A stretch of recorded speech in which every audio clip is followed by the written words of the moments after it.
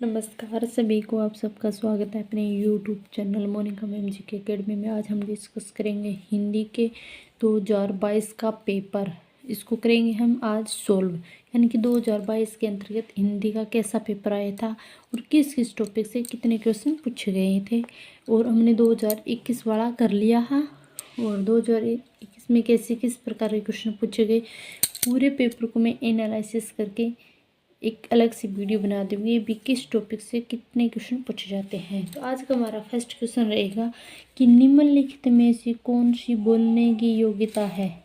तो वो कौन सी होगी? शुद्ध वर्तनी, सुलेख, श्रुतलेख या आशुभाषण। तो इसका सही आंसर रहेगा आशुभाषण।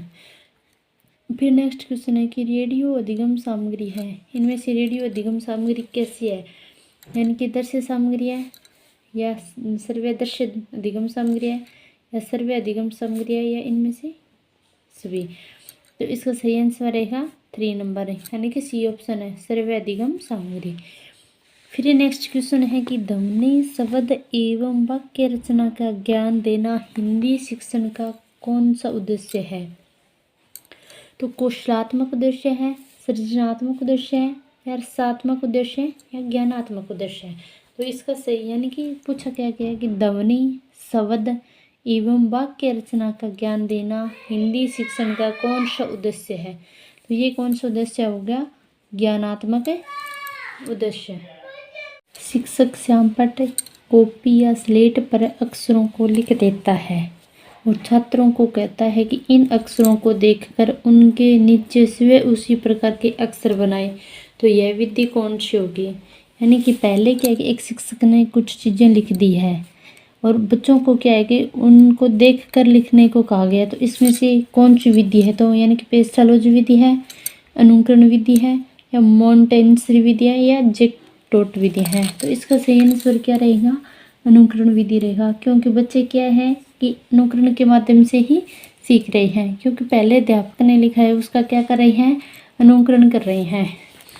फिर नेक्स्ट है कि बहुविकल्प, सही गलत, विषम का चुनाव, युगलीकरण एवं रिक्त स्थान की पूर्ति किस प्रकार के प्रश्नों के भेद हैं। तो हमें क्या है कि वस्तुनिष्ठ क्वेश्चन हो गए, उन्हीं में क्या है कि हमें बहुविकल्प भी दिए जाते हैं, सही या गलत के भी क्वेश्चन दिए जाते हैं, विषम का चुनाव करना भी दे देते हैं या युगलीकरण भी देते हैं और रिक्त स्थान सभी प्रकार के क्वेश्चन देते हैं। तो वो हमें कौन से में देते हैं? सिर्फ ओनली ऑब्जेक्टिव टाइप में देते हैं, यानी कि वस्तुनिष्ठ प्रश्नों में देते हैं, ना तो लघुत्तर में देते, ना निबंधात्मक में देते और इनमें से समेत। इसका सही आंसर कौन सा रहेगा? 3 नंबर है। फिर नेक्स्ट क्या है कि ये पैराग्राफ दिया गया और इस पैराग्राफ से क्या क्या क्वेश्चन पूछे गए हैं। विद्याभासी पुरुष को साथियों का अभाव कभी नहीं रहता है, उसकी कोठारी में सदा ऐसे लोगों का पास रहता है जो अमर है। वे उसके प्रति सहानुभूति प्रकट करने और उसे समझाने के लिए सदा प्रस्तुत रहते हैं। कवि, दार्शनिक और विद्वान जिन्होंने प्रकृति के रहस्यों का उद्घाटन किया है और बड़े बड़े महात्मा जिन्होंने आत्मा के गूढ़ रहस्यों की थाह लगा ली है, सदा उसकी बातें सुनने और उसकी शंकाओं का समाधान करने के लिए उद्यत रहते हैं, बिना किसी उद्देश्य के सरसरी तौर पर पुस्तकों को पन्ने उल्टते जाना अध्ययन नहीं है। लिखी हुई बातों को विचार पूर्वक पूर्ण रूप से हृदय से ग्रहण करने का नाम क्या है? अध्ययन है। प्रत्येक स्त्री पुरुष को अपनी शिक्षा का उद्देश्य स्त्री कर लेना चाहिए। तो इसमें से क्या है कि ये पैराग्राफ दिया गया और इस पैराग्राफ से क्या है कि अलग अलग प्रकार के क्वेश्चन पूछे गए हैं। तो सबसे पहला पैराग्राफ से पूछा गया क्वेश्चन कौन सा है, यानी कि विद्वान का स्त्रीलिंग क्या है? महिषी, विदुषी, ज्ञानी या विभूषी। तो इसका सही आंसर कौन सा है? यानी कि लिंग से क्या है कि एक क्वेश्चन पूछा गया है, यानी कि एक ही आप चीज़ याद रखना कि लिंग टॉपिक है उसको कंठस्थ करना, क्योंकि उससे क्या है कि एक क्वेश्चन पूछा गया है और इसका आंसर रहेगा विदुषी। फिर नेक्स्ट क्वेश्चन है कि एक वचन बहुवचन का सही युग्म है, यानी वचन भी पूछे जाते हैं। इसमें सही युग्म कौन सा है? पुरुष, पुरुषों, साथी, साथियाँ, पुस्तक, पुस्तकें, स्त्री और महिला। इसका सही आंसर कौन सा है? 2 नंबर, यानी कि पुस्तक और पुस्तकें क्या है? यही पुस्तक एक वचन है और पुस्तकें क्या है? बहुवचन है। फिर नेक्स्ट क्वेश्चन है कि उद्यत शब्द का सही अर्थ है, यानी कि तैयार रहना। फिर है इसका सही। फिर नेक्स्ट क्वेश्चन है कि बड़े बड़े महात्मा सदैव लोगों की शंकाओं का समाधान करने के लिए उद्यत रहते हैं। वाक्य में कौन सा काल है? उद्यत रहते हैं। ता है, ते ही, ते हैं, तो इसमें कौन सा रहेगा? सामान्य वर्तमान काल।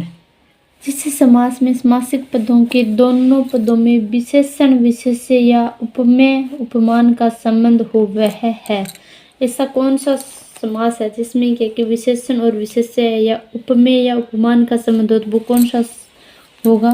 यानी कि कर्मधारय समास है, उसमें क्या कि विशेषण और विशेष्य दोनों दिए गए होते हैं। फिर नेक्स्ट क्वेश्चन है कि डॉक्टर चंद्रा अदम्य साहस की धनी थी। वाक्य में रेखांकित शब्द में विशेषण है। डॉक्टर चंद्रा अदम्य साहस की धनी थी। इसमें क्या है कि डॉक्टर चंद्रा है, उसके मालिक की कॉन्फिडेंस की बात की गई, उसके साहस की बात की गई, उसका क्या है कि एक गुण बताया गया है। ये इसमें यह भी लिख सकते थे कि डॉक्टर चंद्रा अदम्य है, वो बेईमान थी या वो कायर थी या साहसी थी। तो ये क्या है? एक व्यक्ति के गुण बताए जा रहे हैं। तो इसका सही आंसर कौन सा रहेगा? गुणवाचक।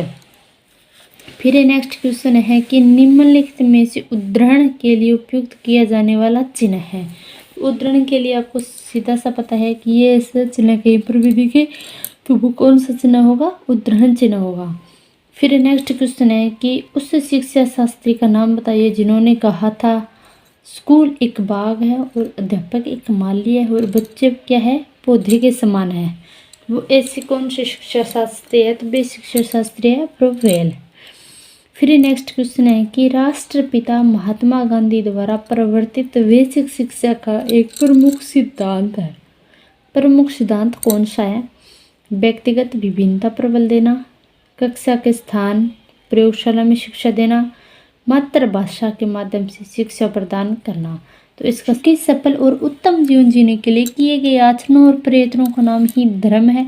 देश काल और सामाजिक मूल्यों की दृष्टि से संसार में भारी विविधता, अतएव अपने अपने ढंग से जीवन को पूर्णता की ओर ले जाने वाले विविध धर्मों के बीच भी ऊपर से विविधता दिखाई देती है। आदमी का स्वभाव है कि वह अपने विचारों और जीवन जीने के तरीकों को तथा अपनी भाषा और खान पान को क्या सर्वश्रेष्ठ मानता है तथा चाहता है कि लोग उसी का अनुसरण करें और अनुकरण करें। यथाशक्ति दूसरों से अपने धर्म को श्रेष्ठतर समझते हुए वह चाहता है कि सभी लोग उसे अपनाएं।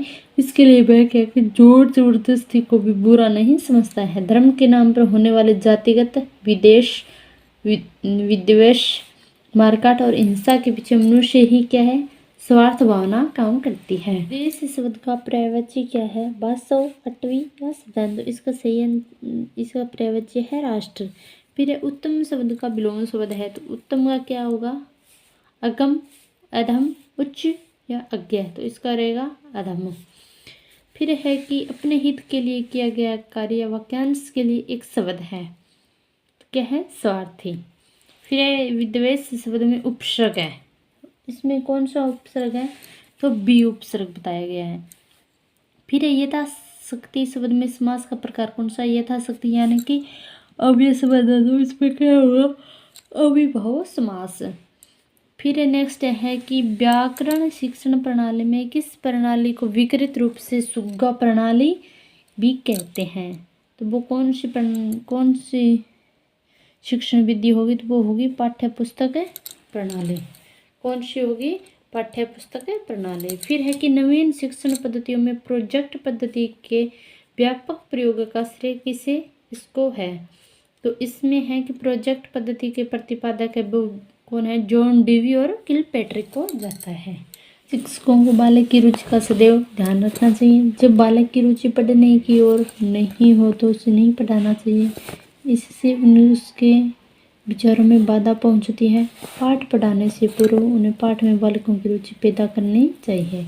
यह उपयुक्त कथन है भाषाई कौशल में किसका है? तो ये किसका कथन है? भी हार्वर्ड का है। फिर पाठ्य पुस्तकों के उद्देश्यों के अंतर्गत पाठ्य पुस्तक शिक्षक या बालकों के लिए है। पाठ्य पुस्तक क्या है कि साध्य नहीं है, ये क्या है? एक साधन है। फिर है कि भाषा शिक्षण में उपयोगी दृश्य स्तरीय साधन है। रेडियो क्या सिर्फ ओनली सर्वे है, श्यामपट दृश्य है, पोस्टर दृश्य है, लेकिन अभिनय क्या है, उसे हम देख भी सकते हैं और सुन भी सकते हैं। फिर है कि मुहावरों के प्रयोग से बने वाक्यों का सही विकल्प चुनिए। तो इसमें क्या है कि सुरेश की तो ओकर मर गई, बंद कमरे में उसका दम फूटने लगा, दोनों भाई खेत के स्वामित्व के लिए लाल पीले हो रहे। तो इसका सही आंसर कौन सा रहेगा? 3 नंबर। फिर एक हिंदी भाषा में वाक्य के अंग कितने होते हैं? तो वाक्य के कितने अंग होते हैं? वाक्य के 2 अंग होते हैं। फिर है कि 57 खुद श्रीमान बैगन खाए औरों को परहेज बताए। तो लोकोक्ति का सही अर्थ क्या है? कि केवल दूसरों को सलाह देना, लेकिन उसे अपने क्या है कि व्यवहार में ना लाना। फिर है कि परोपकार में किस संधि का प्रयोग होता है? परोपकार में गुण संधि का प्रयोग है, क्योंकि यहाँ पे ए आई ए की वजह से क्या है कि गुण संधि का कि। फिर नेक्स्ट क्वेश्चन है कि मुझे विश्वास है उन्हें किसी अन्य बंदी से नहीं मिलने दिया जाता था। उपयुक्त वाक्य है। तो ये क्या है कि मिश्र वाक्य है या सरल वाक्य है या संयुक्त वाक्य या साधारण वाक्य है? कि मुझे विश्वास है उन्हें किसी अन्य बंदी से नहीं मिलने दिया जाता था। तो कौन सा होगा? मिश्र वाक्य है। फिर है कि आपका जीवन सुखमय हो अर्थ के आधार पर यह किस प्रकार का वाक्य है? तो इसमें क्या है कि हमें इच्छा जताई गई है। इसमें क्या है कि एक इच्छा जताई गई है कि आप हमेशा खुशी रहो, सुखी रहो। तो इसमें क्या है कि लिए एक इच्छा दर्शाई गई है। पेपर भी आज की वीडियो कैसी लगी, अच्छी लगी हो तो वीडियो ने ज़्यादा से ज़्यादा शेयर करिए, लाइक करिए और कमेंट बॉक्स में अपने राय जरूर बताइए। अभी नेक्स्ट भी किस कौन सा पेपर सॉल्यूशन करें।